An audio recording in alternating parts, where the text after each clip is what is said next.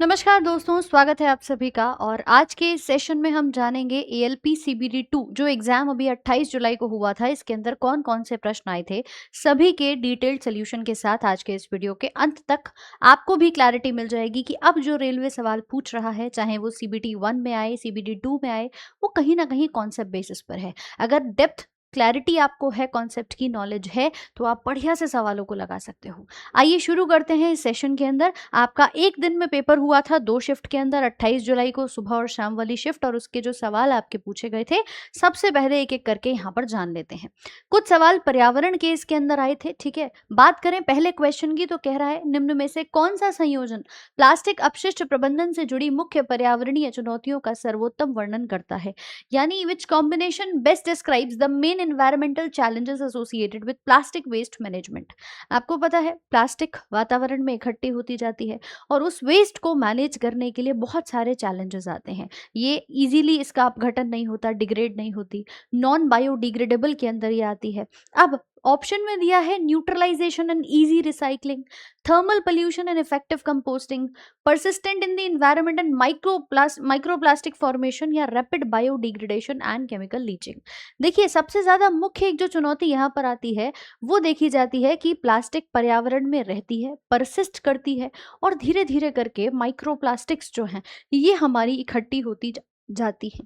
Even आप देखते हैं, आप जितने भी प्लास्टिक के बॉटल्स यूज करते हैं रिसाइकिल करके, कहीं ना कहीं माइक्रोप्लास्टिक्स उसके अंदर बहुत छोटे छोटे से जो कण होते हैं वो हमारी बॉडी में भी जाना शुरू कर देते हैं। तो इसीलिए कहते हैं प्लास्टिक का जितना कम हो सकता है उतना कम उपयोग करिए, ठीक है। तो इस प्रश्न का भी उत्तर यहाँ पर क्या हो जाएगा, ऑप्शन नंबर सी यहाँ पर सही हो जाएगा कि भाई सबसे बड़ा, इसको हम कहते हैं मुख्य पर्यावरण की जो चुनौती है उसका सर्वोत्तम वर्णन कौन कर रहा है, ये कर। हालांकि मुसीबत बहुत सारी होती है, बट मैम सबसे इंपॉर्टेंट है कि ये सबसे ज्यादा लंबे टाइम तक एनवायरनमेंट में रहती है। आपके हाउस होल्ड वेस्ट हो, इंडस्ट्रियल वेस्ट हो, हर जगह से लगभग प्लास्टिक का जो यूज है अगर वो कम होता जाएगा तो हमारे वातावरण को भी यहाँ पर कई हद तक सुधार जो है वो इसमें देखने को मिल जाएगा। और अल्टीमेटली देखिए, जब आप माइक्रो प्लास्टिक का एक, ज्यादातर जो भी आप टिफिन बॉक्स ले जा रहे हैं, छोटे बच्चों को टिफिन दिए जाते हैं, प्लास्टिक के डब्बे यहाँ पर दे दिए जाते हैं, बॉटल्स की हम बात करें, जहां पर भी प्लास्टिक का उपयोग हो रहा है, अगर माइक्रो प्लास्टिक का उपयोग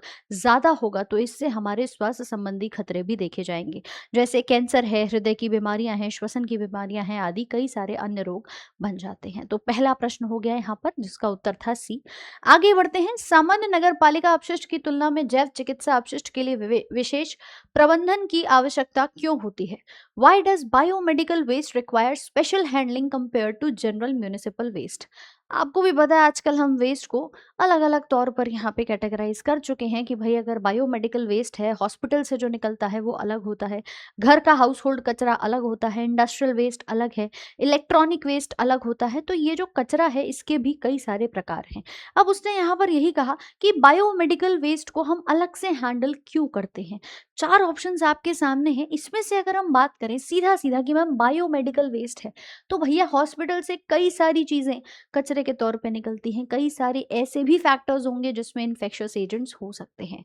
हॉस्पिटल है और डेफिनेटली मैम वहां पर सबसे बड़ा खतरा किसका होता है कि इसमें इन्फेक्शियस एजेंट्स हो सकते हैं जो आपको स्वास्थ्य संबंधी अन्य जोखिम भी पैदा करा सकते हैं। तो ऑप्शन नंबर सी हमारा सही हो जाएगा कि इसमें संक्रामक कारक हो सकते हैं जो स्वास्थ्य जोखिम उत्पन्न करते हैं। एक बात को ध्यान रखना, देखो नॉर्मल कचरा अलग है, जब हम हॉस्पिटल में बात करते हैं ना, इन्फेक्शियस अलग कचरा होता है, इसको अलग तरीके से ट्रीट करना है। ये नहीं कि आपने ले जाकर के कूड़े घर में यूं ही इसको फेंक दिया, डाल दिया, है ना। इन्फेक्शियस प्लास्टिक अलग दी जाती है, ग्लास वाला जैसे आपने देखा बहुत सारी अलग अलग ट्यूब्स होती हैं, ग्लास के जो इंजेक्शन सिरिंज आते हैं, ये सब चीजें अलग इसमें हो जाएंगी। जनरल वेस्ट की बात करें, पेपर आदि, ये सब आपका अलग होता है और इसके लिए भी कलर कोडिंग की गई है। येलो, रेड, ब्लू और व्हाइट के 4 प्रकार के अलग अलग डस्टबिन रखे जाते हैं जिसमें पर्टिकुलर टाइप का ही वेस्ट आप एक्सपोर्ट कर सकते हैं, ठीक है। तो इसको भी हमें ध्यान रखना है। जैसे सफेद के अंदर आप निडल है, ब्लेड है, यही डाल सकते हो, है ना। जो ग्लास वाली चीजें होती हैं, कांच की हो गई, वो सब आप इसमें डालेंगे, टूटी हुई हो नहीं हो, है ना। सिरिंज आदि आप रेड के अंदर डालते हो, कैथेटर हो गए। येलो बिन के अंदर आप जो भी यहाँ पर मानव के यूज में चीजें आती हैं, टिश्यू हो या आपके इन्फेक्शियस कुछ चीजें हैं, वो यहाँ पर डाल सकते हैं। तो इस प्रकार से हमने इस वेस्ट को ऑर्गेनाइज किया है। अगला क्वेश्चन देखेंगे, why does restricting certain chemical refrigerants effectively reduce damage to the ozone layer? करो भाई आंसर। पूछा है कुछ रासायनिक प्रशीतक द्रव्यों को प्रतिबंधित करने से ओजोन परत को होने वाली क्षति में प्रभावी रूप से कमी क्यों आती है? आपको पता है कि अगर हम कुछ केमिकल रेफ्रिजरेंट्स को कंट्रोल कर लेंगे जो ओजोन लेयर में होल करा रहे हैं, तो मैम वो डेफिनेटली हमारी यहाँ पर क्या करेंगे, मदद करेंगे इस ओजोन लेयर को बनाए रखने में। जैसे कि सबसे पहला मैं बात करूं, refrigerants release substances that catalyse ozone breakdown, तो मैम पहला ही ऑप्शन हमें यहाँ पर समझ में आ रहा है कि भाई ये कुछ ऐसे पदार्थ बनाते हैं जो सीधे ओजोन को रोकने में, या मैं कहूँ ओजोन में होल कराने में, उसको ब्रेक डाउन करने में हेल्प कर रहे हैं। इसीलिए एक एग्जाम्पल आपने सुना होगा क्लोरोफ्लोरोकार्बन्स का, हमने इसको किससे रिप्लेस कर दिया, हाइड्रोफ्लोरोकार्बन से। ठीक है, तो इसमें जो क्लोरीन वाला पार्ट था वो जाकर के हमारी ओजोन लेयर पे हार्म कर रहा था, हमने इसको हाइड्रोजन के साथ रिप्लेस कर दिया।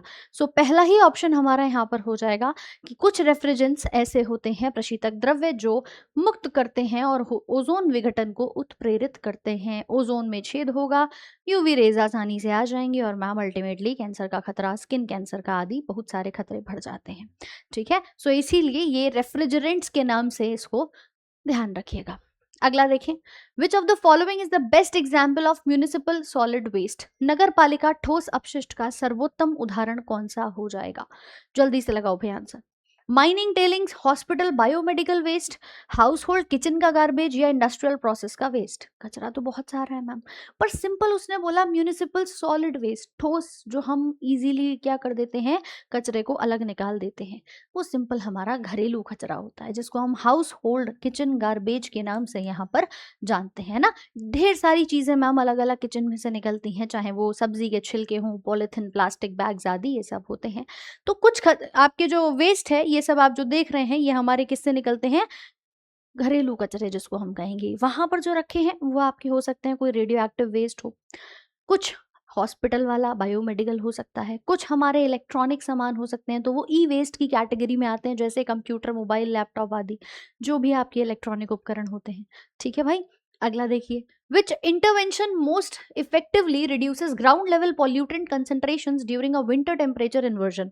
शीतकालीन तापमान प्रतिलोमन के दौरान धरातलीय प्रदूषक सांद्रता को कम करने के लिए कौन सा हस्तक्षेप सर्वाधिक प्रभावी होता है? अब मैम ऐसे ऐसे सवाल जो आए हैं ना, ये क्वेश्चंस किताब में नहीं लिखे हैं, ध्यान रखना, एनसीईआरटी के नहीं है, लेकिन हाँ ये वो सवाल हैं जो लेटेस्ट कहीं कोई रिसर्च हुई है, कोई टेक्नोलॉजी निकल करके आई है, करंट अफेयर्स के आधारित, साइंस एंड टेक्नोलॉजी से आधारित आपके ये देखे गए हैं।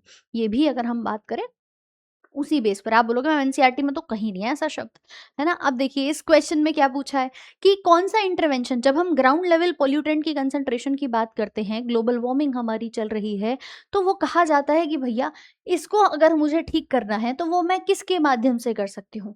उसके लिए मुझे करना क्या होगा कि देखिए आपको पता है हमारे स्ट्रेटोस्फेयर, ट्रोपोस्फेयर, ये जो अलग अलग वायुमंडलीय हमारी परतें होती हैं, इसके अंदर कहीं न कहीं मैम पॉल्यूशन जो है वो हमारा इकट्ठा होता रहता है, जो हम नॉर्मल लेवल पर बात करते हैं। जैसे-जैसे हम ऊपर की तरफ जाएँगे, ग्लोबल वार्मिंग का भी यहाँ पर एक खतरा जो है वो देखने को हमें मिलता है। लेकिन अगर मैं वर्टिकल एयर को, बेसिकली एयर मिक्स होनी ज़रूरी है, एक साथ पॉल्यूटेंट्स कहीं पर भी इकट्ठे होंगे तो वो प्रॉब्लम करेंगे। यहाँ पर हम वर्टिकल एयर को बढ़ाना शुरू करते हैं, कैसे? आर्टिफिशियल टर्ब्यूलेंस के द्वारा। ये अभी हाल ही में रिसर्च हुई थी कि भैया जो पॉल्यूशन हमारा एक लेवल पर बहुत ज़्यादा बनता जा रहा है, तो क्या करना चाहिए? टर्ब्यूलेंस का अगर आपने नाम सुना हो, जब हवाई जहाज ऊपर उड़ रहा होता है, अचानक से तेज तेज हवाएं चलती रहती हैं, है ना, तो एरोप्लेन जो होता है वो क्या फेस करता है? टर्ब्यूलेंस फेस करता है, जिसके कारण उसका जो मोशन होता है वो भी यहाँ पर डिस्टर्ब होता है। अब उसी प्रकार का अगर हम यहाँ आर्टिफिशियल टर्ब्यूलेंस क्रिएट कर दें, कैसे? कि हम वर्टिकल एयर को यहाँ पर मिक्स कर दें, कि एयर जो है वो हमारी हर तरफ से पॉल्यूटेंट्स के साथ मिक्स हो जाए। तो वही चीज उसने बोली है, ग्राउंड लेवल पॉल्यूटेंट की जो कंसंट्रेशन है उसको हम विंटर टेम्परेचर इन्वर्जन के साथ कैसे डील कर सकते हैं, कैसे कम कर सकते हैं। ठीक है, रिड्यूस करने के लिए बोला गया है। तो ये भी अभी हाल ही में एक रिसर्च हुई थी, उसके आधारित ये आपका शाम वाली शिफ्ट में पेपर पूछ लिया गया था। ठीक है जी, आंसर क्या हो जाएगा? ऑप्शन नंबर सी हमारा यहाँ पर सही हो जाएगा। अगला देखिए, what is the main purpose of ambient air quality standards? परिवेशी वायु गुणवत्ता मानकों का मुख्य प्रयोजन क्या होता है? Ambient air quality standards ma'am अभी तक तो हम ये समझ नहीं पा रहे थे कि हमारे AQI और AIQ क्या होता है ना, अभी तक तो यही कंफ्यूजन था। यहाँ एम्बिएंट एयर क्वालिटी स्टैंडर्ड्स आ गए। AQI हम अभी तक मापते आ रहे थे एयर क्वालिटी इंडेक्स को, ठीक, कि वायु की गुणवत्ता का सूचकांक क्या होता है, लेकिन एम्बिएंट एयर क्या होती है? देखो, अगर मैं एक एनवायरनमेंट की बात करूं, ये दिख रहा है यहाँ पर, नेचुरल स्टेट में है, किसी प्रकार का कोई प्रदूषण नहीं है, अल्टीमेटली क्लीन एनवायरनमेंट जिसको हम कहते हैं ना, नेचुरल स्टेट में जिसमें किसी प्रकार का कोई एयर पॉल्यूटेंट ना हो, किसी प्रकार का वायु प्रदूषण दिख रहा है क्या इसमें? है भाई, दिख रहा है क्या? एम्बिएंट एयर मतलब एकदम clean. So basically 78% nitrogen, 21% oxygen के साथ जहां कोई पोल्यूशन ना हो, ऐसा क्वालिटी अगर हमें एयर की मिल जाए, सपने ही बहुत है मैम, ऐसे तो हकीकत में तो पता ही नहीं कब होगा। है भारत में जैसे दिल्ली और मुंबई जैसे शहरों में तो पता ही नहीं कब होगा। खैर, WHO ने बेसिकली डिफाइन किया है एम्बिएंट एयर पोल्यूशन को कि यहाँ पर अगर मैं जो ट्रक हैं, हाउस होल्ड कचरे हो गए, आपके इंडस्ट्री है, गाड़ी है, इन सब से जो पोल्यूशन बनता है, अगर वो ना हो, तो ऐसा एक स्टेट हमारा देखा जाए। मैम उसके लिए तो बिल्कुल जगह खाली चाहिए मुझे, है कुछ होना ही नहीं चाहिए, होगा तो पोल्यूशन ऑब्वियसली होगा वहाँ पे। लेकिन WHO की डेफिनेशन यही है, एम्बिएंट एयर पोल्यूशन वो कहा जाता है जिसमें हमारे जो पोल्यूटेंट्स घरों से, इंडस्ट्रीज से, गाड़ियों से और ट्रकों के धुएं से निकल करके आते हैं। अब उसके लिए एयर क्वालिटी स्टैंडर्ड्स का जो एक वर्ड यहाँ पर आया कि इसकी ज़रूरत क्या थी, मेन पर्पस क्या था, तो भैया मेन पर्पस यही था कि जो लीगली परमिसेबल लिमिट्स हैं, यानी मानव स्वास्थ्य के लिए, हमारे लिए वातावरण में क्या लेवल होना चाहिए, है ना, क्या लिमिट होनी चाहिए किसी भी पोल्यूटेंट की, जिसके आधार पे हम कहते हैं कि भाई ये अगर इतना पोल्यूटेंट है तो हमारे सेहत पे ज़्यादा इम्पैक्ट नहीं डालेगा, वो कहलाती है, ठीक है, वो कहलाते हैं आपके क्वालिटी के स्टैंडर्ड्स। और उसी के लिए क्या करा गया कि मेन पर्पस क्या है, आप यहाँ बता सकते हैं कि ताकि हम एक लिमिट सेट कर पाए जो मानव स्वास्थ्य को ज़्यादा खतरा ना पहुँचाए। ठीक है भाई, तो इस प्रकार के सवाल आपके पूछे जा रहे हैं। निम्न में से कौन सा ई अपशिष्ट के अनुचित निस्तारण से संबंधित एक प्रमुख पर्यावरणीय चिंता का सर्वोत्तम वर्णन करता है? विच best describes a key environmental concern associated with the improper disposal of e waste? क्या होगा भाई बताओ, अगर आप ई वेस्ट को सही से डिस्पोज नहीं करेंगे तो क्या टॉक्सिक मेटल्स मिट्टी और पानी में निकल जाएंगे? क्या ग्रीन हाउस गैसेस जो हैं अपघटन से उनका उत्सर्जन हो जाएगा? क्या प्लास्टिक का उन्नत जैव निम्नीकरण यानी इनहेंस्ड बायोडिग्रेडेशन होना शुरू हो जाएगा? या फिर बहुमूल्य धातु का पुनः चक्रण दरों में वृद्धि देखी जाती है? तो मैम ई वेस्ट जिसको हम लिख रहे हैं ना, ई अपशिष्ट, जितने भी आपके इलेक्ट्रॉनिक गैजेट्स हैं, ये जब ये फ़ोन टूट गया, लैपटॉप टूट गया, मदरबोर्ड है, चिप है, कोई भी ऐसा इलेक्ट्रॉनिक उपकरण जो खराब हो चुका है, जिसको आप कबाड़े में डाल देते हो, जिसको आप कचरा मान लेते हो, वो बेसिकली अगर पर्यावरण में रहेगा तो ये जो टॉक्सिक मेटल्स है ना, इनकी मात्रा बढ़ती जाती है। टॉक्सिक मेटल्स मिट्टी में, पानी में, ये आपके रिलीज होने शुरू हो जाते हैं। तो सबसे बड़ा चैलेंज यहाँ पर क्या होता है, इम्प्रॉपर अगर आपने डिस्पोजल इसका किया तो क्या होगा मैम, टॉक्सिक मेटल्स हमारे धातुओं का मृदा में, मिट्टी में, पानी में आना शुरू हो जाएगा। ठीक है, तो इसको हम कहते हैं improper disposal of e waste. इसीलिए इसका डिस्पोजल बहुत ज़रूरी है, ई वेस्ट को रिसाइकिल करना बहुत ज़रूरी है। देख रहे हो ये सारे जितने भी उपकरण दिख रहे हैं, कहीं से कोई मदरबोर्ड निकल गया, कोई चिप निकल गई, कोई CPU का पार्ट है। ठीक, अगला, अपशिष्ट जल उपचार के दौरान नाइट्रोजन और फास्फोरस की सांद्रता को कम करने के लिए कौन सा उपगम सर्वाधिक प्रभावी कहा जाता है? Which approach most effectively reduces both nitrogen and phosphorus concentration during waste water treatment? बताएं भाई क्या होगा कि मैम फॉस्फोरस और नाइट्रोजन के लिए बात कर रहा है, बायोलॉजिकल एंड केमिकल न्यूट्रिएंट को अगर हम रिमूव कर दें, ठीक है, UV disinfection of following secondary treatment, surface flow constructed wetlands या primary sedimentation with extended aeration. क्या रहा है ये सवाल, ये कह रहा है कि अपशिष्ट जल के उपचार के दौरान जब हम किसी भी वेस्ट वाटर को ट्रीट करते हैं, उसमें जो नाइट्रोजन और फास्फोरस की कंसंट्रेशन है, मुझे उसे कम करनी है जो कि ज़्यादा थी। तो मैं क्या करूँगी, मैं वहाँ पर बायोलॉजिकली और केमिकली न्यूट्रिएंट्स को रिमूव करूँगी, है ना। दो तरीके अब सबसे ज़्यादा इसमें काम करेंगे कि भैया जैविक स्तर पे, और अगर हम बात करते हैं रासायनिक स्तर पे, हमने इन दोनों की जो मात्रा है उसको कम करने का प्रयास किया। उसमें जो पोषक तत्व थे, ठीक है, उन पोषक तत्व को हमने हटाना वहाँ से शुरू कर दिया। ठीक, ये हमारा सबसे बेस्ट, ये भी अभी रीसेंट करंट अफेयर्स का ही एक मुद्दा बना था और वहीं से ये सवाल देखा गया है। तो अगले बार जो आप CBT 2 अगर कभी देने जाएं, जिसका भी हो, तो एक बात का ध्यान रखना कि मैम कुछ क्वेश्चंस हमारे science, basic science and engineering लिखता है, पर उससे रिलेटेड हमारे एडवांस चीज़ें भी थोड़ी सी पूछ ली जाती हैं। कुछ क्वेश्चंस तो बहुत ही बेसिक होंगे, लेकिन कुछ कॉन्सेप्चुअल और आपके कॉमन सेंस बेसिस पर भी देखे जा रहे हैं। ठीक है, कुछ साइंस आपके टेक्नोलॉजी बेसिस पर है। अगला देखिए, which integrated strategy best address soil pollution, falling crop yields and low microbial activity near an industrial zone. औद्योगिक क्षेत्र के निकट मृदा प्रदूषण, घटती फसल उत्पादकता और निम्न सूक्ष्म जैविक गतिविधि के समाधान के लिए कौन सी एकीकृत रणनीति सबसे अच्छी मानी जाती है, यानी सर्वोत्तम है। इन सभी के लिए बात कर रहा है कि कोई भी इंडस्ट्रियल एरिया है, उसके आसपास में सॉइल का पोल्यूशन है, फसल नहीं उग पा रही है, सूक्ष्म जैविक गतिविधि बहुत कम हो रही है, तो अब मुझे क्या करना चाहिए? क्या मुझे वहां पर निकटवर्ती शहर केंद्रों में पुनः वनीकरण कराना चाहिए? सभी क्षेत्रीय रासायनिक उर्वरकों पर प्रतिबंध लगा देना चाहिए? संधारणीयता के लिए औद्योगिक अपशिष्ट को नियंत्रित करना चाहिए? शहरी क्षेत्रों का कृषि भूमि में विस्तार करा देना चाहिए? क्या करना चाहिए भाई, जल्दी से बताओ।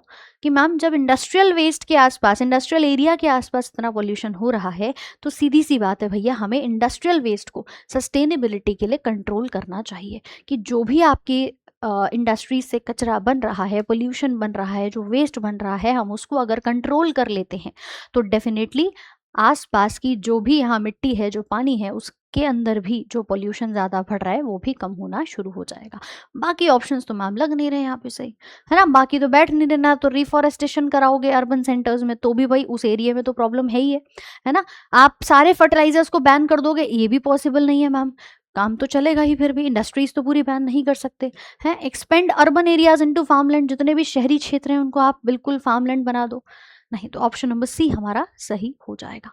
ठीक है, अब आते हैं फिजिक्स के कुछ सवालों पे। पहला क्वेश्चन, मानक परिपाटियों के अनुसार विद्युत परिपथ आरेख में बैटरी का सर्वाधिक उपयुक्त प्रतीक कौन सा है?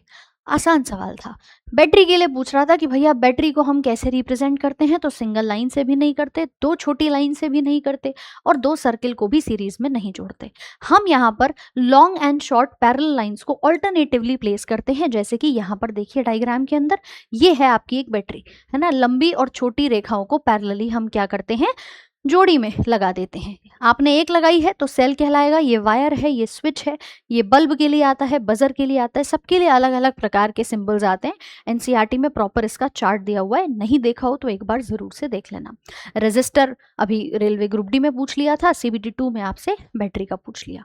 ठीक है, अगला, घरेलू उपकरणों में विद्युत तारों पर सामान्यतः प्लास्टिक या रबर का आवरण क्यों चढ़ाया जाता है? तो सीधी सी बात है मैम, उसको हैवी तो बनाएंगे नहीं, है ना। इलेक्ट्रिक शॉक बचाने के लिए हम यहाँ पर क्या कर सकते हैं, उसको लगा सकते हैं कि भैया ऊपर से प्लास्टिक से कवर कर देते हैं, इसके ऊपर बिजली का झटका नहीं लगेगा। ना ही हीट ज्यादा बनाने के लिए और ना ही करंट को बढ़ाने के लिए। ठीक है, तो ऑप्शन नंबर बी क्या होगा हमारा यहाँ पर करेक्ट हो जाएगा। बोलो कोई दिक्कत? हाँ जी, बोलिए कोई दिक्कत। नेक्स्ट क्वेश्चन देखो एक बार।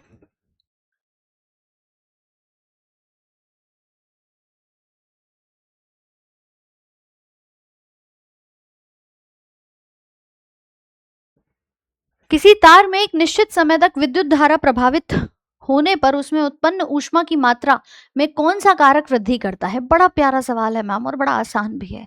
क्या कह रहा है यहाँ पर कि इनमें से कौन सा फैक्टर अमाउंट ऑफ हीट जो बन रही है उसको क्या कर रहा है भाई, when an electric current flows through it for a fix time, तो हीट को बढ़ाने का काम करेगा। अब हीट के लिए मैंने एक फॉर्मूला आपको बताया था जब इलेक्ट्रिसिटी का चैप्टर पढ़ाया था, हीट बराबर I²RT। ठीक है, अब मैं इसमें उसकी लेंथ पर कम करूं, कोई फर्क नहीं पड़ेगा मैम। फर्क किससे पड़ेगा? करंट से, रेजिस्टेंस से और टाइम से, इन तीनों से फर्क पड़ेगा। इनमें अगर हम देखते हैं करंट को कम करने से, नहीं भैया, करंट को अगर आपने कम किया तो हीट भी क्या होगी, कम हो जाएगी। हीट तो बढ़ाने की बात कर रहा है, ये भी नहीं होगा। वायर को मोटा कर दोगे तो भी फर्क नहीं पड़ेगा, लेकिन हाँ, अगर आप उसके रेजिस्टेंस में वृद्धि करेंगे, प्रतिरोध में वृद्धि करेंगे, तो आपकी हीट जरूर बढ़ती हुई नजर आएगी। ठीक है, सिंपल फॉर्मूला हमें याद रखना है, H = I²RT। उसके आधार पे आप पैरेलली इसको देख सकते हैं। ठीक है, ये आपका फॉर्मूला रहा। अगला देखो, एक तकनीशियन को रूम हीटर के लिए फ्यूज तार का चयन करना है। विद्युत धारा के तापन प्रभाव के आधार पर सुरक्षा के लिए किस गुणधर्म का सबसे महत्वपूर्ण माना जाना चाहिए? टेक्नीशियन को needs to select a fuse wire for a room heater which property should be considered most important for safety based on the heating effect of electric current. Heating effect के लिए फ्यूज के लिए क्या देखना है ma'am कि fuse के अंदर कहीं मान लो कोई सर्किट शॉर्ट हो गया, कोई प्रॉब्लम आ गई, सबसे पहले वो फ्यूज आसानी से मेल्ट हो जाए, ताकि वो जो सर्किट बना हुआ है पूरे घर में आग ना लगे मैम। कहीं एक छोटा सा सर्किट जो आपका फॉल्ट हो रखा है वो उसी फ्यूज के साथ वहां पर बंद हो जाए। ठीक है, तो इसको हम क्या कहते हैं? इसको हम यहाँ पर क्या कहेंगे कि फ्यूज वायर का लो मेल्टिंग पॉइंट होना चाहिए, ताकि ये सर्किट को क्या करे, एक्सेसिव करंट जब आए तो आसानी से उसको ब्रेक कर दे। मेल्टिंग पॉइंट कम होगा तो ये सर्किट ब्रेक होगा और आपकी कहानी वहीं की वहीं रुक जाएगी। तो फ्यूज जब अब सिलेक्ट कर रहा है वो टेक्नीशियन रूम हीटर के लिए, घर में लोग हीटर चला लेते हैं सर्दियों में, तो सबसे पहले फ्यूज की ये प्रॉपर्टी हमें ध्यान रखनी है। ठीक है, फ्यूज क्या है? एक सेफ्टी डिवाइस है जो भाई हम सर्किट्स में इस तरह से यहाँ पर लगा देते हैं। ये फ्यूज बॉक्स होता है, ताकि कोई भी प्रकार की शॉर्ट सर्किट अगर होता है तो एक्सेसिव करंट उसमें फ्लो ना हो, ये आसानी से क्या हो जाए, मेल्ट हो जाए। ठीक है, लो मेल्टिंग पॉइंट वाला होना चाहिए। अगला सेम क्वेश्चन था, फ्यूज तार का कौन सा गुणधर्म ये सुनिश्चित करता है कि अतिरिक्त धारा प्रभावित होने पर ये शीघ्र पिघल जाए? अब शीघ्र पिघलने के लिए लो मेल्टिंग पॉइंट इसका यानी निम्न गलांक होना जरूरी है। ये प्रश्न भी आपका सुबह वाली शिफ्ट में था, और देखो ये प्रश्न आपका शाम वाली शिफ्ट में था। पूछा एक ही चीज के ऊपर था, फ्यूज वायर के ऊपर पूछा गया था। ठीक है, फ्यूज के ऊपर बेसिकली। चलिए, लॉज ऑफ मोशन के ऊपर बात कर लेते हैं। सवाल था, एक लड़का बालू यानी सैंड ढोने के लिए एक पहिया ठेले का उपयोग करता है। पहिया धुराग्र के रूप में कार्य करता है, बालू को ट्रे में रखा जाता है और लड़का हैंडल को उठाता है। इस व्यवस्था में बालू किसको निरूपित करती है? ये कहानी दिख रही है ना, लेकर के जा रहा है। क्या होगा भैया? ये सिंपल मशीन वाला जो चैप्टर है वहां से एक प्रश्न बन गया, नई एनसीईआरटी पर आधारित। अब पुरानी एनसीईआरटी को एक तरफ करके इन्होंने अपडेटेड बिल्कुल नई एनसीईआरटी पर चीजों को पूछना शुरू कर दिया है। ठीक है, तो अगर हम यहाँ पर देखते हैं तो सिंपल सा पूछा है, सेंड किसको रिप्रेजेंट कर रहा है? तो आपको पता है कि मैम सेंड जो है, ठीक है, यहाँ पर देखो भाई, सेंड एक लोड की तरह काम कर रहा है कि मैम ये जो लोड है, ये मिट्टी अगर मैं यहाँ रख रही हूँ, या मिट्टी रख लो, कोई वजन रख लो, तो लोड की तरह काम कर रहा है। ये आपका फलक्रम हो गया और वहां से आप बल लगा ही रहे हैं, तो उधर से आप उसे उठा रहे हैं तो वो फोर्स आपका लग जाएगा। इसी को हम क्या कहते हैं, सेकेंड क्लास लीवर का एग्जाम्पल कहेंगे। और ऑप्शन नंबर बी हमारा यहाँ पर क्या हो जाएगा, करेक्ट हो जाएगा। ठीक है, इसने मेंशन करा ही है यहाँ पर कि व्हील जो है वो पाइवट की तरह काम कर रहा है, सेंड को हमने रखा ही है, तो इसमें सेंड किसको रिप्रेजेंट कर रहा है, लोड को रिप्रेजेंट कर रहा है। चलिए आगे बढ़ते हैं। एक रैंप का उपयोग एक बॉक्स को 2 मीटर ऊंचे चबूतरे तक उठाने के लिए किया जाता है। आवश्यक आयास को कम करने के लिए रैंप की लंबाई 4 मीटर से बढ़ाकर 8 मीटर कर दी जाती है। पूछा है, घर्षण को नग्न मानते हुए निम्न में से कौन सा अपरिवर्तित रहता है? कहने को मैम क्वेश्चन बड़ा कठिन लग रहा होगा, बट बहुत ही आसान एक कॉन्सेप्ट हमें यहाँ लगाना है। कुछ न्यूमेरिकल के रूप में उसने नहीं दिया, लेकिन हाँ निकालना तो आपको पड़ेगा। क्या पूछा है? एक रैंप था, ठीक है मैम, एक बॉक्स को ये क्या कर रहा था, लिफ्ट कर रहा था। मतलब ये मैंने एक रैंप यहाँ पर लिया है जिसके ऊपर मेरा एक बॉक्स है, और मुझे इसको क्या करना है, ऊपर लेकर के जाना है। अब उस प्लेटफॉर्म की लंबाई कितनी है मैम, 2 मीटर है। ठीक है, हाइट कितनी है, 2 मीटर है। इसने बोला कि जो मेरे पास to reduce the effort required, ज्यादा मेहनत ना करनी पड़े, लेंथ को मैंने 4 मीटर से बढ़ाकर 8 मीटर कर दिया। यानी मैंने यहाँ पर क्या करा, इसको इस तरह से, हाइट तो मेरी सेम रही ना भाई। अभी ये क्या था, 4 मीटर में हो रहा था, मैंने इसको क्या कर दिया, थोड़ी सी इसकी स्टीप या स्लोप को मैंने और यहाँ पर कम कर दिया कि अब आसानी से आप इस पर चढ़ पाओगे। ज्यादा इंक्लाइन था, ये कम कर दिया। ठीक है, ये 4 मीटर का था, ये मैंने क्या कर दिया, 8 मीटर कर दिया। अब वो कह रहा है आप फ्रिक्शन को नेग्लिजिबल मानो और बताओ क्या अनचेंज होगा, क्या अपरिवर्तित रहेगा, क्या नहीं बदलेगा। अब आप मुझे एक बात बताओ, अगर हम हाइट की बात करें तो मैम हाइट तो समान है। डिस्टेंस की अगर हम बात करते हैं, distance moved along the ramp, भाई लेंथ के ऊपर तो फर्क पड़ेगा नहीं, क्योंकि उसने क्या पूछा है कि अनचेंज क्या रहेगा। डिस्टेंस हमारा क्या हो रहा है, डेफिनेटली बढ़ रहा है। 4 मीटर से क्या हो गया, 8 मीटर हो गया, तो मैम बदल रहा है। दूसरा, वर्क डन, उस वर्क डन को अगर हम देखें किसके ऊपर निर्भर करता है, ठीक है, ½ mv²। अब यहां पर अगर हम वर्क डन को अनुसार देखें तो मैम वर्क डन बदलेगा नहीं, क्योंकि हमने सिर्फ यहाँ पर क्या बदला है, उसकी लेंथ को बदला है और ये इसके ऊपर निर्भर नहीं करता। दूसरा, अगर मैं यहाँ पर mgh का फॉर्मूला भी लगाती हूँ कि मैम एक जगह वो रुका हुआ है, तब भी हाइट इसकी कांस्टेंट बनी हुई है। ठीक, फोर्स जो है ऑब्वियसली आप यहाँ पर बढ़ाओगे, और वहीं पर मैकेनिकल एडवांटेज का भी कोई मतलब नहीं है मैम। मैकेनिकली एडवांटेज अगर हम देखें, धक्का कम लगाना पड़ रहा है या एक में ज़्यादा लगाना पड़ रहा है। आंसर क्या हो जाएगा इसका, वर्क डन जो आपका यहाँ पर होगा, बॉक्स को उठाने में जो कार्य है ये नहीं बदलेगा, क्योंकि कार्य आपने यहाँ पर उतना ही किया है, क्योंकि ये उस पर निर्भर करता ही नहीं है। ठीक है भाई, ये आप देख सकते हो इस प्रकार की सिचुएशन जो यहाँ पर बनेगी। एक तरफ आपने एफर्ट लगाया 4 मीटर पे, एक तरफ लगाया 8 मीटर पे, लेकिन मैम मुद्दा वहीं का वहीं है। ठीक है, इसको आप चाहें तो एक बार देख सकते हैं कि वर्क बराबर mgh कैसे यहाँ पर हाइट के ऊपर निर्भर करेगा। हाइट आपकी बदल नहीं रही है, मास भी वही है और हाइट भी वही है। ठीक है, अगला सवाल, यदि किसी वस्तु का द्रव्यमान नियत रखते हुए उसकी ऊंचाई को दुगना कर दिया जाए तो उसकी गुरुत्वीय स्थिज ऊर्जा कितनी होगी। हाइट को मैंने डबल कर दिया, मास को कांस्टेंट रखा है, ग्रेविटेशनल पोटेंशियल एनर्जी क्या होगी। तो मैम ग्रेविटेशनल पोटेंशियल एनर्जी के लिए मुझे क्या देखना है, mgh। मैंने मास को कांस्टेंट रखा है, g कांस्टेंट वैसे भी है, हाइट क्या हो जाएगी, है ना, सॉरी हाइट को हमने क्या कर दिया, दुगना कर दिया है, ये h कितनी हो गई, डबल हो गई, तो पोटेंशियल एनर्जी कितनी हो जाएगी, डबल हो जाएगी। हो गई डबल, हो गई मैम डबल, चलो आंसर हो जाएगा डी। अगला देखो, ये सीधे सीधे फॉर्मूला याद हो, थोड़ी सी मैम कॉन्सेप्ट में क्लैरिटी हो, किसको कहाँ रिलेट करना है, मैट्रिक्स बना पाओ, सीधा सवाल लग जाएगा। क्वेश्चन क्या है, एक अंतरिक्ष यात्री का पृथ्वी पर भार 600 न्यूटन है। चंद्रमा मिशन के दौरान वह चंद्रमा पर अपना वजन मापने के लिए एक प्रयोग करती है। कौन सा मान चंद्रमा पर उसके अनुमानित भार के सबसे सन्निकट है और क्यों है। सिंपल सी बात है भाई, वेट अर्थ पर 600 न्यूटन है, तो आपको पता है कि मैम अगर 600 न्यूटन पृथ्वी पर है, ये चांद पे जाएगा तो वैसे ही हल्का फील करेगा, है ना। वेट जो होता है वो कितना हो जाता है, 1/6 हो जाता है, यानी 600 का 1/6 कितना हो गया, सीधे सीधे दिख रहा है 100 न्यूटन होगा, है, क्योंकि ये क्या होती है, पृथ्वी की 1/6 कही जाती है। Because the moons gravity is about 1/6 of earth, तो आप बता सकते हैं कि वहां पर वजन कितना हो जाएगा, वेट बेसिकली कितना हो जाएगा, 100 न्यूटन का होगा। ठीक है, क्यों होगा इसका रीजन भी आपने यहाँ पर दे दिया है। ठीक है भाई, अगला देखो, एक पर्वतारोही एक बैकपैक को भूमि से उठाकर भूमि से 2 मीटर ऊंचे कगार लेज पर रखता है। कौन सी स्थिति बैकपैक की गुरुत्वीय स्थिज ऊर्जा में सबसे बड़ी वृद्धि का कारण होती है, यानी पोटेंशियल एनर्जी में सबसे ज्यादा जो इंक्रीज है उसका रीजन यहाँ पर क्या होगा। Hiker lifts a backpack from the ground to a ledge 2 meters above the ground, which situation would result in the greatest increase in the backpack's gravitational potential energy। अब मुझे बताओ पोटेंशियल एनर्जी किस पे निर्भर करती है?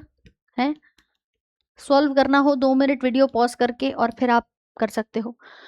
चलिए देखिए, पोटेंशियल एनर्जी क्या है, mgh है, तो मैम किस पर निर्भर करेगी, हाइट पे करेगी, मास पे करेगी और गुरुत्वाकर्षण पे भी करेगी। ठीक है मैम, मतलब आपके एक्सेलरेशन ड्यू टू ग्रेविटी पे करेगी, वो भी आपकी फिक्स है। अब ये कह रहा है कि विच situation would result in the greatest increase.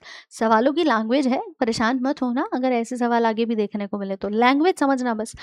Increase in the potential energy, अब आप उसको सेम 2 मीटर की लेज पर उठा रहे हो, है ना। अच्छा, लिफ्टिंग अ हैवियर बैकपैक, अगर आप उससे भारी उठाते हो तो क्या होगा मैम, सेम हाइट है, भारी उठाते हो यहाँ पर तो फर्क पड़ेगा, लाइटर बैकपैक उठाते हो तो फर्क पड़ेगा, सेम को 1 मीटर की लेज पे उठाते हो या उसको सेम बैकपैक को हॉरिजॉन्टली 2 मीटर लेकर के जाते हो, तो मैम हॉरिजॉन्टल लेके जाओ, कोई फर्क नहीं पड़ रहा, लेंथ से फर्क नहीं पड़ता, हाइट और मास से यहाँ पर फर्क पड़ता है। ठीक है, इंक्रीज की बात कर रहा है, मास बढ़ेगा तो डेफिनेटली हमारा क्या होगा, एनर्जी भी, पोटेंशियल एनर्जी भी बढ़ती चली जाएगी। तो हैवी उठाओगे तभी फर्क पड़ेगा, लाइट उठाओगे तो भी नहीं, सेम उठाओगे तो भी नहीं। उसने पूछा है ना इंक्रीज, तो मैम बढ़ोतरी किससे होगी, मास को बढ़ाने पे बढ़ोतरी हो जाएगी। ठीक है भाई, चलो, भारी बैकपैक उठाने पे कह रहा है, crane lifts a 200 kg load to a height of 15 metre in 10 second. ठीक है जी, मास दे रखा है 200 किलो, हाइट दे रखी है 15 मीटर, टाइम दे रखा है 10 second. Assuming acceleration due to gravity g की वैल्यू भी दे दी 10 मीटर पर सेकेंड स्क्वायर, और एनर्जी लॉस इज नेग्लिजिबल, तो पावर आउटपुट आपसे पूछा है ना, पावर आपसे पूछा है कि यहाँ पर कितना हो जाएगा। पावर बराबर क्या होता है ma'am, work done upon time.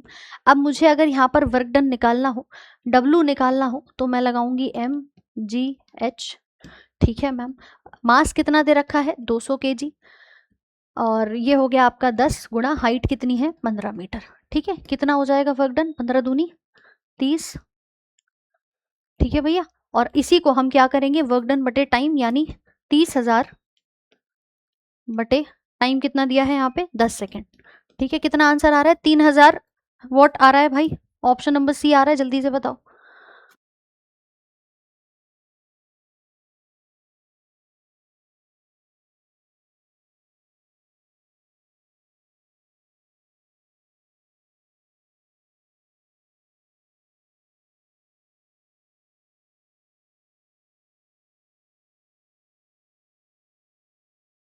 ठीक है भाई, आंसर क्या हो जाएगा? 3000 वॉट यहाँ पे सही हो जाएगा। आ रहा है सभी का? तो इस प्रकार से सिंपल आप बता सकते हैं कि भाई हमने यहाँ पर एनर्जी लॉस नेग्लिजिबल मान के पावर आउटपुट पूछा था, वर्क डन बटे समय निकाल सकते हैं। ठीक, चलो अगला देखते हैं। कौन सा कथन किसी वस्तु के द्रव्यमान और चाल द्वारा उसकी गतिज ऊर्जा पर पड़ने वाले प्रभाव का सटीक वर्णन करता है? Which statement best describes how the mass and speed affect it's kinetic energy? How the mass and speed, kinetic energy का सूत्र पता होना चाहिए, mv²। मैं मास को बढ़ाऊंगी तो एनर्जी बढ़ेगी, वेलोसिटी बढ़ाऊंगी तो एनर्जी बढ़ेगी, यही तो होगा। आइए देखते हैं। Less mass and lower speed will have more kinetic energy, रिश्ता ही गलत है।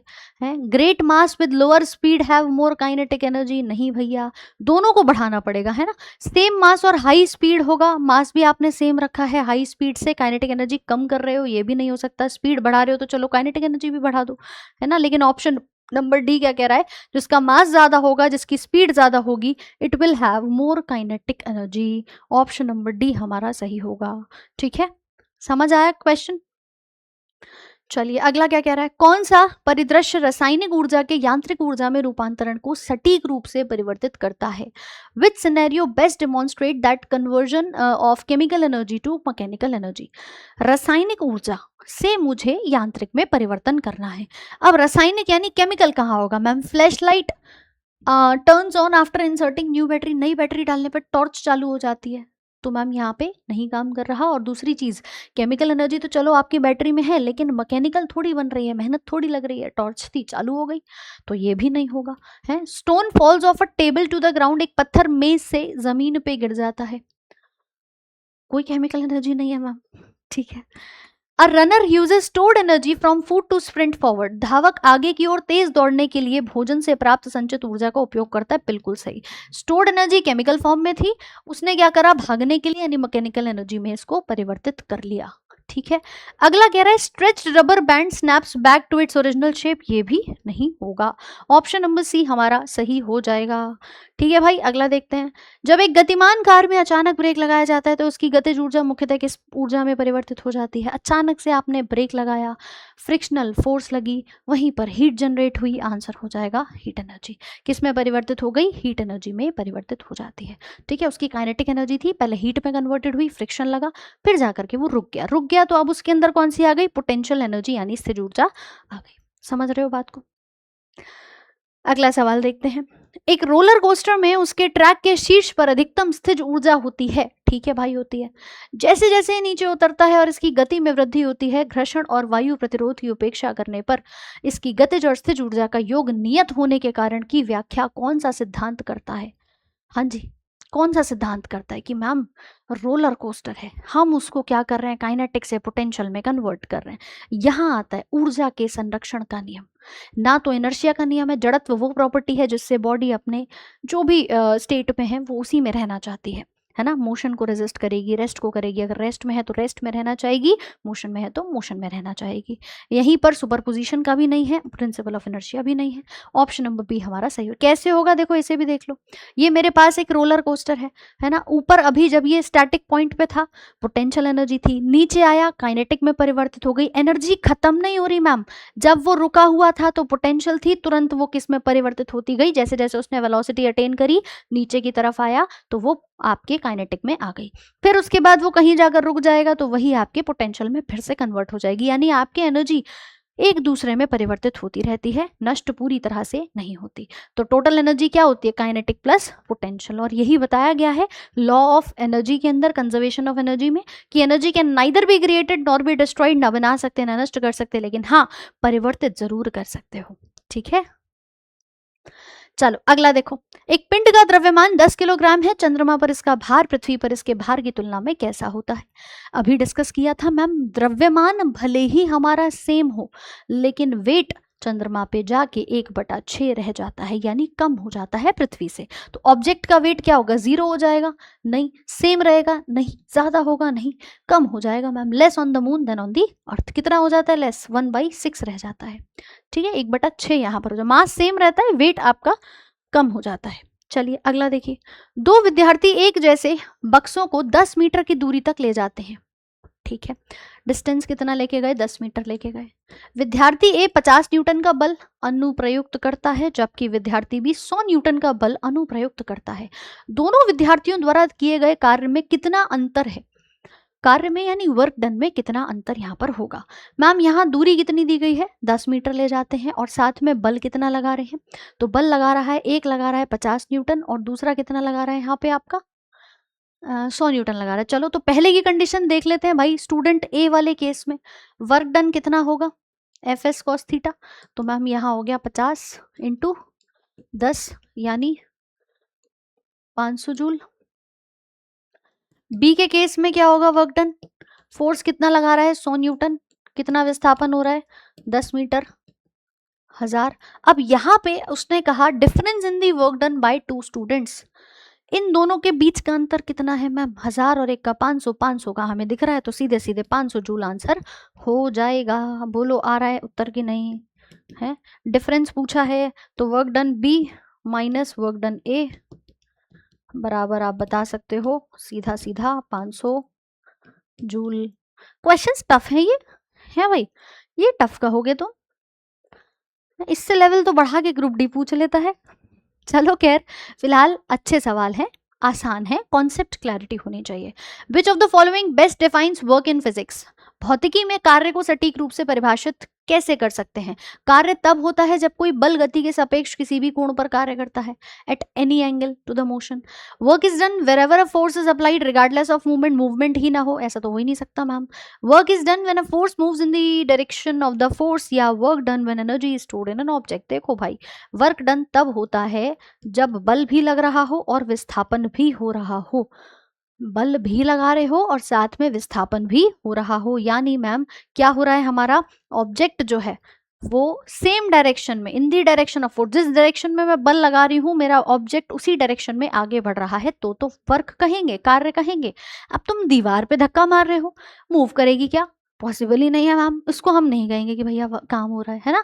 जैसे ये व्यक्ति है, ये 12 न्यूटन की फोर्स लगा के इसको 5 मीटर विस्थापित कर रहा है, काम कर रहा है। वो गार्डनर सफाई कर रहा है, वहीं खड़े खड़े विस्थापन हो रहा है क्या? मैं यहीं खड़े खड़े लिखती रहूं, तो मैं क्या वर्क डन कर रही हूँ? नहीं कर रही।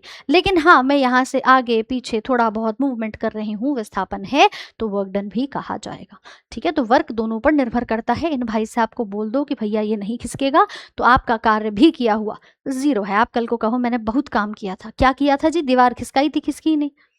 ठीक है, सो ये वर्क डन की डेफिनेशन हो जाएगी।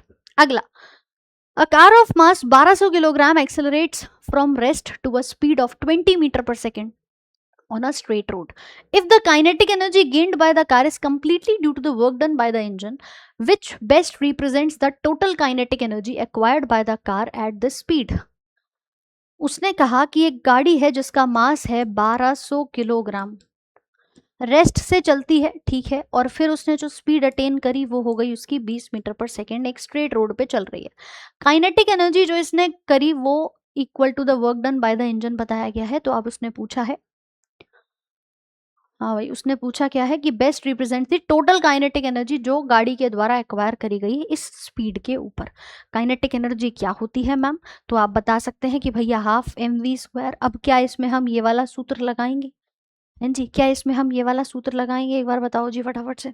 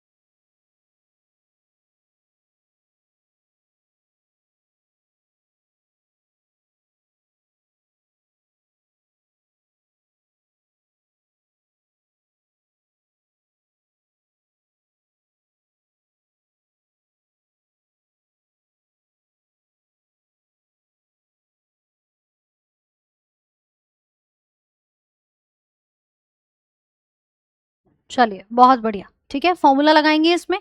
हाफ mv², मास कितना दे रखा है 1200, गुणा वेलोसिटी कितनी है 20, 20 का स्क्वायर, तो ये हो गया 600 इंटू लगभग 12 दूनी 24, है ना। आंसर क्या हो जाएगा, करेक्ट है। ठीक है भैया, आंसर क्या हो जाएगा आपका, ऑप्शन नंबर बी यहाँ पर आ रहा है सभी का। बहुत बढ़िया, सिंपल फॉर्मूला हमें पुट करना है, आप बता सकते हैं। अगला सवाल देखिए, एक साइकिल चालक 3 घंटे में 120 किलोमीटर की दूरी तय करता है भाई। 1 घंटे विश्राम कर लेता है और फिर 2 घंटे में 80 किलोमीटर की अतिरिक्त दूरी तय करता है। संपूर्ण यात्रा के लिए साइकिल चालक की औसत चाल निर्धारित करने हेतु निम्न में से किन राशियों का उपयोग किया जाना चाहिए। कहने को तो मैम मुझे इसे सॉल्व करने की भी ज़रूरत नहीं है। क्यों नहीं है, क्योंकि उसने सिंपल पूछा है कि मुझे उसकी एवरेज स्पीड निकालनी है।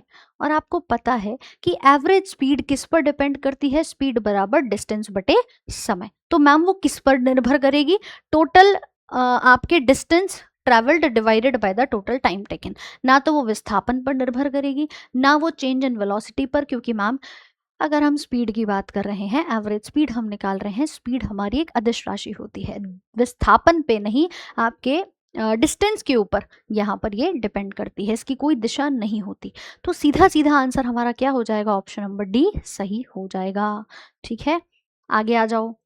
A car travels from point A to point B in a zigzag path, ठीक है जी, covering a total distance of 200 meter. अगर shortest straight line distance A और बी के बीच में 120 मीटर है, तो कौन सा कथन which statement best describes the car distance and displacement. यानी भैया एक कार बिंदु ए से बी तक टेढ़े मेढ़े पथ पर चलती है। ए बिंदु है और ये बी बिंदु है, यहाँ से मैम किसी टेढ़े मेढ़े पथ पर चल रही है और क्या कर रही है, कुल 200 मीटर की दूरी तय कर रही है। ये क्या हो गया, इसका डिस्टेंस हो गया। वहीं पर क्या कह रहा है, शॉर्टेस्ट स्ट्रेट लाइन डिस्टेंस क्या है ए से बी का, सबसे छोटा 120 मीटर था, लेकिन ये टेढ़ा मेढ़ा घूम के इसने क्या कर लिया 200 मीटर, तो ये शॉर्टेस्ट डिस्प्लेसमेंट होता है। तो मैम आंसर भी हमारा उसी आधार पे कि डिस्टेंस कितना है 200 मीटर और डिस्प्लेसमेंट कितना है 120 मीटर हो जाएगा। कि मैम बताओ, ऐसे सवाल आए थे हैं, इसके लिए हम परेशान थे। ट्रेड में थे कुछ क्वेश्चन स्टफ, लेकिन हाँ बेसिक आपका अच्छा था, है ना। अगला, विच best describes the function of speedometer in a vehicle. Speedometer वाहन में चाल मापी का काम क्या होता है। तो नाम से समझ में आ रहा है मैम, ये जो हमारी चाल को मापता है, गाड़ियों में, स्कूटर में, बाइक में आपने देखा होगा ऊपर एक स्पीड को मापने का यंत्र होता है जिसको स्पीडोमीटर कहते हैं। वहीं पर एक और यंत्र होता है जो दूरी को मापता है जिसको ओडोमीटर कहा जाता है। तो भैया ये क्या कर रहा है, ये करंट स्पीड को at the which vehicle is moving उसको क्या कर रहा है, माप रहा है ना। वर्तमान चाल को प्रदर्शित करता है, इसको हम कहते हैं स्पीडोमीटर। आपसे पूछे दूरी को मापने वाला, डिस्टेंस जिसमें हमारा लिखा होता है कि भैया ये गाड़ी इतने दूरी तक चल गई, मतलब इतना किलोमीटर ट्रेवल कर लिया है, तो ये हमारे ओडोमीटर के द्वारा मापी जाती है। ठीक है, दूरी को मापता है। अगला देखिए, एक लोलक 24 दोलन पूरे करने में 60 सेकंड लेता है। यदि इसकी लंबाई बढ़ा दी जाए और अब यह उतने ही दोलनों के लिए 72 सेकंड लेता है, तो इसके आवर्त काल में क्या परिवर्तन हुआ, यानी इसके टाइम पीरियड में क्या चेंज यहाँ पर होता है। आओ जरा देखो कि मैम ये पेंडुलम है, ये घूम रहा है, ठीक है, हमने इसकी लेंथ को बढ़ाया बाद में, लेकिन स्टार्टिंग फेज में ये पेंडुलम यहाँ पर कितना समय ले रहा होगा। तो पहले वाले केस में 60 सेकंड के अंदर ये क्या कर रहा है, 24 ऑक्सीलेशंस यहाँ पर ले रहा है, 60 सेकंड के अंदर ये क्या कर रहा है, 24 ऑक्सीलेशंस कर रहा है, यानी लगभग आप कहेंगे 2.5 सेकंड का समय। ठीक है, एक के लिए। दूसरे वाले केस में क्या कर रहा है, लेंथ को आपने बढ़ा दिया, अब ये 72 सेकंड्स लेता है सेम नंबर के लिए, यानी 72 सेकंड्स ले रहा है सेम 24 के लिए। तो लगभग 3 सेकंड यहाँ पर ये ले रहा होगा, है ना। तो कितना अंतर आया मैम, 3 सेकंड और ये 2.5 सेकंड का। तो अप्रोक्सीमेशन पे मैं कह सकती हूँ कि भाई क्या पूछा है उसने, टाइम पीरियड का। टाइम पीरियड यहाँ पर कितना, लेंथ को अगर आप बढ़ाओगे तो टाइम भी कम हो जाएगा, लंबाई बढ़ा दी है ना, तो समय भी हमारा क्या हो जाता है, कम हो जाता है। जब आपने लेंथ को बढ़ाया, ये कब है, जब लेंथ को हमने बढ़ा दिया, तो ये हो गया मैम 3 सेकंड, यानी समय भी हमारा ज़्यादा लगने लगा। लंबाई बढ़ाई है तो समय भी हमारा क्या हो जाता है, ज़्यादा लगेगा। तो तकरीबन आप कह सकते हैं कि ये हमारा क्या हुआ है, पहले 2.5 सेकंड था, अब बढ़ गया है हमारा, इंक्रीज हो गया है कितने से, 3 सेकंड पर इंक्रीज हो गया है। 1 सेकंड रुक जाओ। हाँ जी, क्लियर है, इंक्रीज हो गया है 3 सेकंड्स तक। ठीक है, लेंथ को बढ़ाने पर। और वैसे भी अगर आप देखोगे कि मैम लंबाई बढ़ाएंगे तो समय भी हमारा उसी हिसाब से ज़्यादा लगता है। ठीक है, अगला सवाल देखिए ज़रा, ये आंसर गलत टिक हो गया है इस पर। बताएं आप अपनी तरफ से क्या उत्तर होगा। कोई कार एक सीधी सड़क पर 90 किलोमीटर पूर्व और फिर उसी सड़क पर 30 किलोमीटर पश्चिम की ओर चलती है। यदि संपूर्ण यात्रा में 3 घंटे लगते हैं तो कार का औसत वेग ज्ञात करो। औसत वेग निकालना है, यानी एवरेज वेलोसिटी निकालनी है। मैम एक गाड़ी है जो पहले कहाँ जा रही है, 90 किलोमीटर है ईस्ट में जा रही है। ठीक है मैम, जा रही है। And then 30 kilometre west, 90 kilometre तो इसने तय कर ली, फिर वो दोबारा लौट करके आई कितना, 30 किलोमीटर, फिर वो आ गई वेस्ट की दिशा में। ठीक है जी, इंटायर जर्नी में कितना समय लगता है, पूरी जर्नी में मैम 3 घंटे का समय लगता है। तो एवरेज वेलोसिटी आपसे पूछी गई है। एवरेज वेलोसिटी निकालने के लिए मुझे यहाँ पर क्या चेक करना पड़ेगा, पहले तो इसका विस्थापन कि टोटल डिस्प्लेसमेंट कितना हुआ, और डिस्प्लेसमेंट 90 में से 30 कितना हो गया, 60 किलोमीटर देखा जाएगा। और समय मुझे कितना लगा यहाँ पर, 3 लगा है। ठीक है, तो क्या मैं कह सकती हूँ कि भैया 20 किलोमीटर पर आवर यहाँ पर इसकी एवरेज वेलोसिटी है, क्योंकि उसने पूछा है एवरेज वेलोसिटी, है ना, एवरेज वेलोसिटी के बारे में बात कर रहा है। तो हम यहाँ पर विस्थापन लेके चलेंगे। अगर एवरेज स्पीड पूछता तो हम दूरी को लेके चलते, तब हम इन 90 और 30 पूरा मिला देते कि पहले वो 90 किलोमीटर गया फिर 30 किलोमीटर वापस आया, तो हम उसको मिला सकते थे दूरी।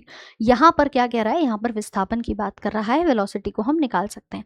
ठीक है, तो कितना हो जाएगा ma'am, 20 kilometre per hour east में वो आ रहा है। ठीक है भाई, एवरेज वेलोसिटी उसकी हो जाएगी।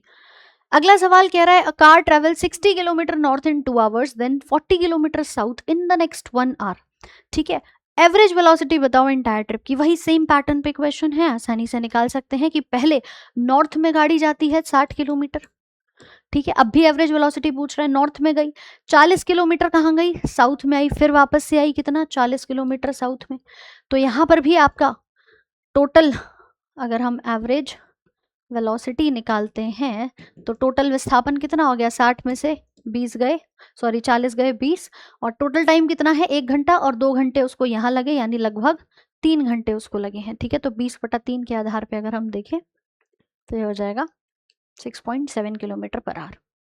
ठीक, इस तरह के मैम सवाल हमारे बने हैं। अगला, which statement correctly describes average velocity, और उसकी एसआई यूनिट को कौन सही ढंग से दर्शा रहा है। एवरेज वेलोसिटी पे ही देखो 3 प्रश्न बन गए, कोई सुबह की शिफ्ट में है, कोई शाम की शिफ्ट में है। यहाँ पूछा गया है कैसे निकालेंगे, तो सीधा बताया, टोटल डिस्टेंस नहीं होगा, total distance divided by total time नहीं होगा। वेलोसिटी की बात कर रहा है, total displacement divided by total times, उसकी एसआई यूनिट कह रहा है मीटर पर सेकेंड हो जाएगी, या टोटल डिस्प्लेसमेंट बटे total time and its unit is kilometre per hour. तो आपको पता है टोटल डिस्प्लेसमेंट बटे टोटल समय जो हम निकालते हैं, और किलोमीटर पर आवर इसको हम लेकर के चलते हैं, सॉरी किलोमीटर पर सेकंड इसको हम लेकर के चलते हैं। ठीक है, मीटर पर सेकंड जिसको हम कहेंगे। ठीक है, मीटर पर सेकंड एवरेज वेलोसिटी के लिए एसआई यूनिट हमारी बन जाती है। चलो अगला देखो सवाल, What information does a kilometer stone provide to travelers on a road? आपने सड़क पर यात्रियों को किलोमीटर प्रस्तर देखा होगा, यह क्या जानकारी प्रदान करता है। आप बताइए क्या इन्फॉर्मेशन मिलती है जब हम देखते हैं किलोमीटर स्टोन की। मैम देखा देखा सा तो है, नाम से अगर नहीं पहचान पा रहे हो तो देखो जरा, कुछ इस प्रकार का होता है जहां पर आप देखते हैं कि भैया ये फलाना जगह इतने किलोमीटर दूर है, इतने मीटर दूर है ना। अगली आपकी जो आएगी यहाँ पर, जो भी जहाँ पर भी आप जा रहे हैं, मथुरा, आगरा, यूपी में, बिहार में, तो वो कहाँ है, कितनी दूरी पर है, तो वो हमारी दूरी को बताती है, डिस्टेंस बताती है उस पर्टिकुलर रेफरेंस पॉइंट के साथ, एक संदर्भ बिंदु से दूरी की। इस बिंदु से अब आपका मथुरा बचा है 100 किलोमीटर, आगरा बचा है 155 किलोमीटर। ठीक है भाई, तो इस प्रकार के सवाल आप लोगों के रहे हैं आज के इस पूरे वीडियो में। हमने जितने भी आपके साइंस से रिलेटेड क्वेश्चंस थे वो आपको बताए। आशा करूंगी सभी प्रश्न आपको समझ में आए होंगे और कॉन्सेप्ट आपके क्लियर हुए होंगे। बाकी जिसका भी एग्जाम आपको लग रहा है कि ये सीबीटी हमारा बहुत अच्छा हुआ है, शुभकामनाएं आपको। साइको टेस्ट के लिए लग जाइए, अक्टूबर में जाके होगा मैम, समय है, बढ़िया से मेहनत कर लो। और उसी के साथ साथ जिसको लग रहा है नहीं रह गए इस बार इस टेस्ट के अंदर, ये भी प्रश्न नहीं हो पाए, तो बेटा बेसिक्स क्लियर करने बहुत ज़रूरी हैं। और सभी बेसिक्स के लिए आपका साइंस का बैच भी चल रहा है, अगर आप जुड़ना चाहते हैं। फ्री में भी मैंने आपको 21 दिन 21 मैराथन कराई हुई है यूट्यूब पर, इसी सिलेक्शन वे के चैनल पे, नहीं जुड़े हो तो देख लेना। और अगर आप बेसिक से हर एक चैप्टर को क्लियर करना चाहते हो, ये वादा है मेरा कि विज्ञान में फिजिक्स हो, केमिस्ट्री या बायोलॉजी, आपके तीनों पोर्शंस को पूरा कराया जा रहा है और प्रॉपर एनसीईआरटी बेसिस पर। कि मैम ये सवाल तो आपको लगेंगे कि भैया चुटकियों में हल हो जाएंगे, क्योंकि इस तरह के सीधे सीधे प्रश्न जब आते हैं फिजिक्स में खास तौर पे, तो मैम आपके कॉन्सेप्ट में क्लैरिटी बहुत ज़रूरी है। ठीक है, तो यही कहूँगी, बढ़िया से मेहनत करिए। अगर रह गया है किसी भी कारणवश तो यार एक बार फिर से अपने हताश मत होना, परेशान मत होना। आंसर की के बाद बहुत सारे बच्चे अभी परेशान हैं कि दोबारा साइको में लगूँ या नहीं लगूँ। स्कोर एनालाइज कर लिया होगा आप लोगों ने, उसके आधार पे करिए। ठीक है, बाकी ट्रेड भी बढ़िया से करना रहता है, उसमें पास होना ज़्यादा आवश्यक है।